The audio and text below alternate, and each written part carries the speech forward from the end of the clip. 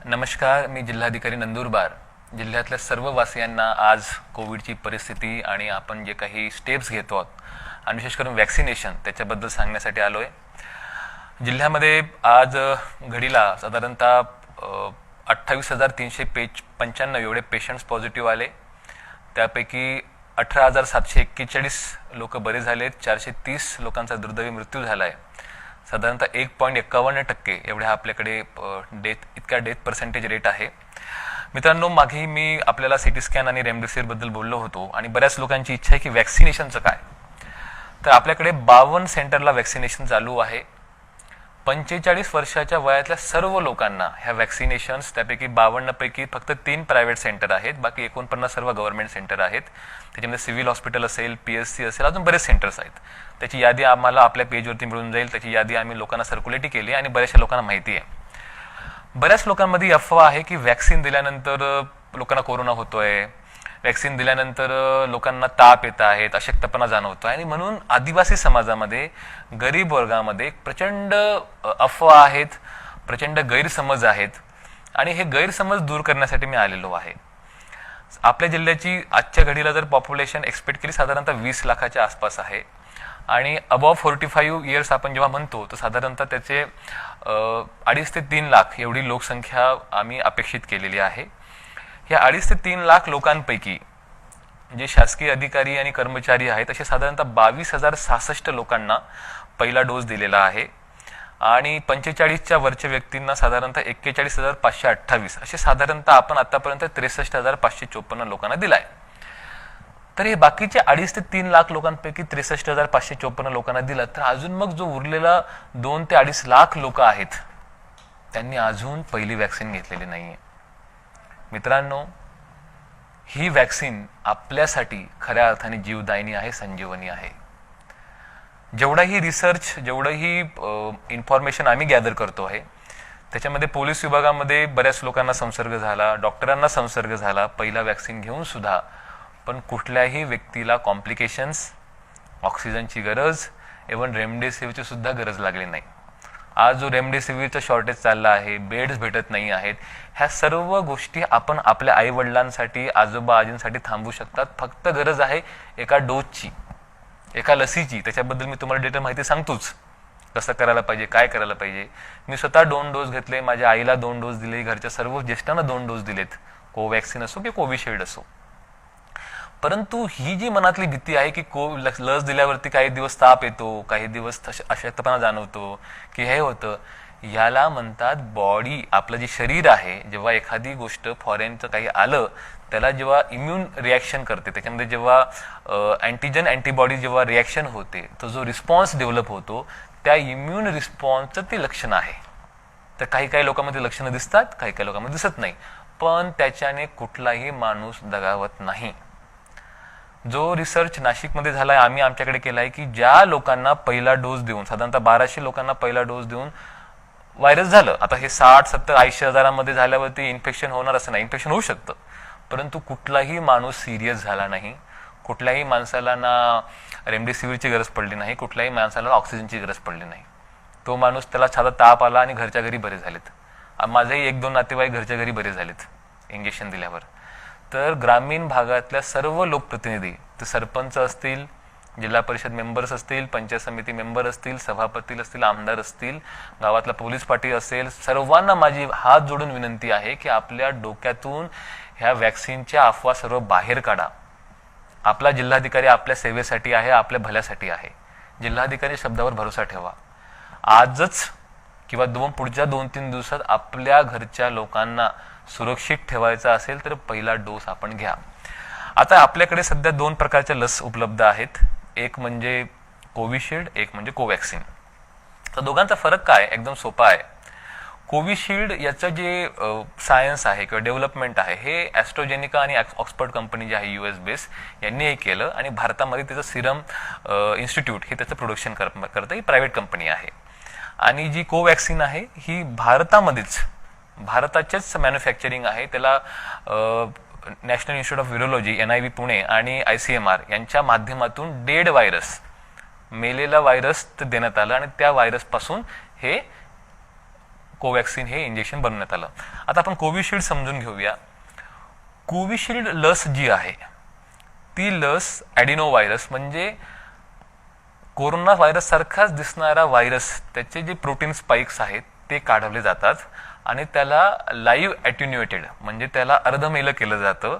आणि जे व्हायरस घातक नाही आहे, जसं सर्दी पडसा आपलं जे होतं ते पण कोविडच व्हायरस आहे, तो पण कोरोना ग्रुप आहे, पण त्याचा सार्स पार्टिकल वेगळा असतो, त्याचा अँटीजन तेवढा डेंजरस नसतो. आणि आपला जो कोविड-19 आहे याच्यामधला जो सार्स पार्टिकल आहे तो घातक असतो. तर आपली बॉडी काय करते की त्या पार्टिकलला जेव्हा आपण इंजेक्शन म्हणून देतो तेव्हा त्याला कोरोना समजून त्याच्याशिवाय त्याच्या विरुद्ध अँटीबॉडी तयार करतो. आणि ती अँटीबॉडी डेव्हलप व्हायला साधारणतः असं रिसर्चमध्ये आलंय की आज इंजेक्शन दिल्यावर साधारणतः 21 दिवसामध्ये पहिला डोस, कोविशिल्डचा पहिला डोस दिल्यानंतर साधारणतः 21 दिवसामध्ये 76% इम्युनिटी डेव्हलप होते. म्हणजे 76% लोकांना आजारच होणार नाही. आणि ज्यांना झाला 25% लोकांना त्यांना मेजर सिम्पटम्स येणार नाही. महाराष्ट्रामध्ये असं एकही केस आजपर्यंत रजिस्टर्ड नाहीये की कोविशिल्ड देऊन 21 दिवसानंतर 22 दिवसानंतर लोकांची डेथ झाली. तर माझी परत सर्वांना विनंती आहे की आपण आजच आपल्या घरच्या लोकांना जवळच्या PSC मध्ये, रुरल हॉस्पिटलमध्ये किंवा डिस्ट्रिक्ट हॉस्पिटलमध्ये जाऊन व्हॅक्सिन द्या. कोविशिल्डचं म्हणतो मी. हा जो ॲडिनो व्हायरस असतो आपला सर्दी जुखाम सारा रेग्युलर व्हायरसचा ॲडिनो स्पाइक प्रोटीन त्याच्यावर टाकलेला असतो आणि तो दिल्यावरती पहिल्या 21 दिवसात 76% इम्युनिटी असते. आणि ती इम्युनिटी आतापर्यंत असं रिसर्चमध्ये आलं की हा 3 महिने कंटिन्यू राहणार. गव्हर्नमेंट ऑफ इंडियाने जो मध्यंतरी जो प्रोटोकॉल दिला होता की कोविशिल्डचा पहिला डोस दिल्यानंतर 6 आठवड्याने, पहिले 4 आठवडा होता नंतर त्याला चेंज करून 6 आठवड्यानंतर दुसरा डोस द्यायचा आहे. दुसरा डोस दिल्यानंतर त्याची इम्युनिटी 90% जाते. आता दुसरा डोस का देतो? हा बूस्टर डोस असतो. पहिला डोस दिल्यानंतर त्याची इम्युनिटी डेव्हलप होते, ती कालांतराने कमी व्हायला लागते. परत दुसरा डोस दिल्यानंतर ते बूस्ट म्हणून काम करतं आणि परत अँटीबॉडी मोठ्या प्रमाणात तयार होतात. तर सेकंड डोस दिल्यानंतर 90% इम्युनिटी. आणि सर्वात महत्वाची गोष्ट ही आहे की एकदा हे इंजेक्शन दिल्यानंतर 21 दिवसानंतर तो माणूस 67% प्रमाणे तो व्यक्ती दुसऱ्यांना सुद्धा व्हायरस ट्रान्समिट करत नाही. म्हणजे काय होतं, बरेचदा म्हणतात की मला होणार नाही पण दुसऱ्यांचं काय, तर स्वतःची त्याची इम्युनिटी आहेच 76% पहिल्या डोस नंतर, पण तो दुसऱ्यांना सुद्धा 67% पर्यंत पसरवणार नाही. याचा अर्थ आपण किती मोठ्या प्रमाणात कोरोनाच्या डेथ्स हे वाचू शकतो फक्त आणि फक्त लसीमुळे. आणि याचं जे बूस्टर आहे की पुढे अजून काही भविष्यात बूस्टर लागेल का, अजून काही डोस लागतील का, त्याच्यावर रिसर्च चाललेला आहे. पण हे सर्वचे सर्व लॅन्सेट जर्नलमध्ये पब्लिश झालेलं आहे. माझी परत सर्वांना विनंती आहे की मनातले आपले डाऊट्स काढा. आणि हे जे अवेअरनेस प्रोग्राम आहे, ही प्रोग्रामची जबाबदारी जिल्ह्यातल्या सर्व लोकप्रतिनिधींची आहे, सर्व प्रशासकीय यंत्रणेची आहे. परंतु लोकप्रतिनिधींचे लोक ऐकतात. आपली जबाबदारी आहे की आपल्या गावातल्या, आपल्या तालुक्यातले आपले जे कोणी लोक आहेत त्यांना 100% वॅक्सिनेशन कसं मिळेल, त्यासाठी आम्ही प्रत्येक गाव वाईज BLOंकडे मतदार यादी असते. तर ज्या ज्या लोकांचं 45 वर्षाच्या वर आहे असा एक टार्गेट प्रत्येक गाव वाईज फिक्स करतोय. मग काही ठिकाणी 500 असेल, काही ठिकाणी 1000 असेल, काही ठिकाणी 1500 असेल. आणि त्या गावातल्या ग्रामसेवक, तिथली नर्स, तिथला सरपंच यांची ही जबाबदारी आहे की त्या सर्व लोकांचं वॅक्सिनेशन पुढील काळात झालं पाहिजे. त्यासाठी जर लागत असतील काही गाड्या, काही व्हॅन्स, काही बसेस, काही रिक्षा, आपण तिथल्या NGO सोबत, स्कूल सोबत टायअप करा. परंतु आपण आपल्या गावातल्या सर्व लोकांचं लसीकरण कृपया करून घ्या. दुसरी लस आहे कोवॅक्सिन, जी इंडियन मेड आहे. त्याच्यामध्ये डेड व्हायरस जो मी बोललो की ICMR आणि NIOH मार्फत देण्यात आलेला आहे, हा डेड व्हायरस असल्यामुळे याच्यामध्ये रिॲक्शन्स ज्या होतात, अँटीजन अँटीबॉडीचा जो इम्युन रिस्पॉन्स असतो, तो इम्युन रिस्पॉन्सचे जे साईड इफेक्ट असतात ते फार अंशी कमी दिसतात. ताप येणे किंवा चक्कर येणे ते कमी दिसतात, एकदम कमी दिसतात. परंतु याच्या व्यतिरिक्त सुद्धा काही इंजेक्शन्स ज्या बाहेरच्या देशामध्ये अवेलेबल असेल, फायझर असेल किंवा मॉडर्ना असेल, परंतु याच्यापासून सुद्धा पहिला डोस दिल्यानंतर 81% इम्युनिटी आपल्याला 2 ते 3 आठवड्यामध्ये मिळते पहिला डोस दिल्यानंतर. आणि दुसरा डोस दिल्यानंतर साधारणतः तो परत 85 ते 90% जाते. आणि ह्या सर्व इंजेक्शनचा फायदा असा होतो आहे की व्हायरस आलाय परंतु त्या व्हायरसमुळे घातक प्रमाण, व्हायरसमुळे डेथ या होत नाही. दुर्दैव असं आहे की आम्ही वारंवार लोकांना सांगतो आहे, समजून सांगतो आहे, परंतु कोणीतरी व्हॉट्सअपवर काहीतरी अफवा पसरवतो, कोणीतरी काहीतरी सोशल मीडियावर अफवा पसरवतो. मी स्वतः बोललो की देशाचे प्रधानमंत्र्यांनी वॅक्सिन घेतलेली आहे, आपल्या मुख्यमंत्र्यांनी वॅक्सिन घेतलेलं आहे, आम्ही स्वतः वॅक्सिन घेतो आहोत.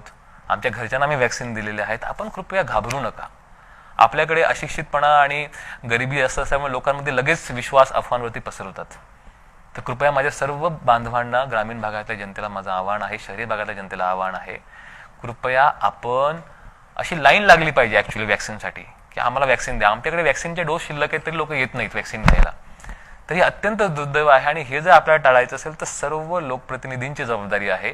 मग तो गावातला ग्रामपंचायतचा मेंबर असो, सरपंच असो किंवा आमदार असो, खासदार, सर्वांची जबाबदारी आहे की आपल्या कार्यकर्त्यांच्या मार्फत ह्या लोकांना प्रबोधन करून गावोगावी कॅम्प लावा, PSCला कॅम्प लावा, गाड्या लोकांना प्रोव्हाइड करा. आम्ही त्यासाठी सूट देऊ, त्यासाठी मी कुठलाही रिस्ट्रिक्शन ठेवणार नाही. परंतु जास्तीत जास्त वॅक्सिनेशन जर आपण केलं, कारण डेथ ज्या होत आहेत, आपल्याकडे ज्या मृत्यू होत आहेत त्या 95% मृत्यू ह्या 45पेक्षा जास्त वयोगटामधल्या लोकांमध्ये आहेत. आणि आपण जर आपल्या घरातल्या लोकांना आज जर एक लस दिली, 21 दिवसात त्याची 75% इम्युनिटी होते आहे, म्हणजे त्याला व्हायरस होणारच नाही. आणि जर झाला सुद्धा त्याला बिलकुल ऑक्सिजन बेडची गरज नाही आणि कसल्याही प्रकारच्या इंजेक्शनची गरज नाही. त्याला साधं तापाच्या औषध दिले आणि मल्टीव्हिटॅमिन दिले तर बरं होऊन जाईल. तर ही खरी संजीवनी आहे. रेमडेसिवीर संजीवनी नाही आहे. रेमडेसिवीर देऊन सुद्धा किती लोकांचे डेथ झालेत. तर ही आपल्या हातात जे आहे ते आपण आधी केलं पाहिजे. तर मी आज सर्क्युलर काढतोय, परिपत्र काढतोय, सर्वच्या सर्व गावामध्ये ऑलरेडी याद्या बनवणं चाललेलं आहे. फक्त आणि फक्त लोकांना कन्व्हिन्स करायचं काम आपल्या सर्वांचं आहे, मीडियाचं आहे, लोकप्रतिनिधींचं आहे, आमचं आहे. आम्ही ते करतोच आहोत. परंतु हे जर आपण करू शकलो तर खूप मोठ्या प्रमाणात डेथ आपल्या कमी होतील. तर कोविशिल्ड असेल किंवा कोवॅक्सिन असेल, कुठलीही लस घ्या, फक्त लस घ्या. आणि दुसरा विषय, काल मी नवापूरला गेलो होतो, तिथं 50 बेडचं ऑक्सिजन हॉस्पिटल सुरू झालंय. शहाद्याला आज संध्याकाळी परत जाणार आहे मी. ते उद्या किंवा परवा आमचं 100 बेडचं ऑक्सिजन हॉस्पिटल सुरू होईल. आता आम्ही असा निर्णय घेतला की प्रत्येक रुरल हॉस्पिटलला, प्रत्येक PSCला 50% आयसोलेशन बेड दिले जातील. त्या ठिकाणी साध्या ज्या मेडिसिन्स असतात, ज्या ओरल मेडिकेशन्स आहेत, जसं फॅबिफ्लू आहे किंवा मल्टीव्हिटॅमिन्स आहेत, फिवरच्या ड्रेसेस आहेत किंवा स्टिरॉइड्स आहेत, तर स्टिरॉइड इंजेक्शन आम्ही RHला उपलब्ध करून देऊ. माझी परत विनंती आहे की जोपर्यंत क्रिटिकल पेशंट्स, साधे माइल्ड मॉडरेट पेशंट जे आहेत, त्याला आपण फक्त आणि फक्त PSC RHला ट्रीट करू शकतो. आणि ज्या लोकांना सिम्पटम्स नाही आहेत पण कोविड पॉझिटिव्ह आले, माझी परत विनंती आहे की कृपया आपण घरी थांबू नका. हा व्हायरस डबल म्युटंट असल्यामुळे अत्यंत व्हिरुलंट आहे. मागच्या वेळची जी वेव्ह त्याच्यापेक्षा हा 10 पटीने जास्त संक्रमित होतो, जास्त फास्ट पसरतो आहे. म्हणून मी सकाळी सूचना दिल्या की गावातला कुठलाही पेशंट पॉझिटिव्ह आला त्याला एक तर सब सेंटरला ऍडमिट करा, PSCला ऍडमिट करा, जास्त असेल तर शाळा हॉस्टेलमध्ये त्यांना ठेवा, 10 दिवस ठेवा. त्यांची रोज ऑक्सिजन मॉनिटरिंग होईल, ताप मॉनिटरिंग होईल, त्यांना तिथं गोळ्या दिल्या जातील. परंतु कृपया करून गावात कुठलाही पेशंट ठेवू नका. तो जर पेशंट गावात फिरला किंवा घरच्यांमध्ये आपण जर ट्रान्समिशन झालं आणि घरातल्या जर एखाद्या व्यक्तीला त्याची इम्युनिटी जर स्ट्रॉंग नसेल तर त्याची डेथ होऊ शकते. तर आपण आपल्यासाठी, आपल्या जिल्ह्यासाठी जर आपल्याला व्हायरसचं इन्फेक्शन होत असेल तर तात्काळ आपण इन्स्टिट्यूशनमध्ये जाऊया. आमच्याकडे एकलव्य रेसिडेन्शियलला जागा आहे, आमच्याकडे गर्ल्स हॉस्टेलला जागा आहे, मध्यंतरी रेल्वे आली त्याच्यामध्ये कोचेसमध्ये जागा आहे. प्रत्येक ठिकाणी जागा शिल्लक आहे. फक्त आपल्याला 10 दिवस 12 दिवस थांबावं लागेल.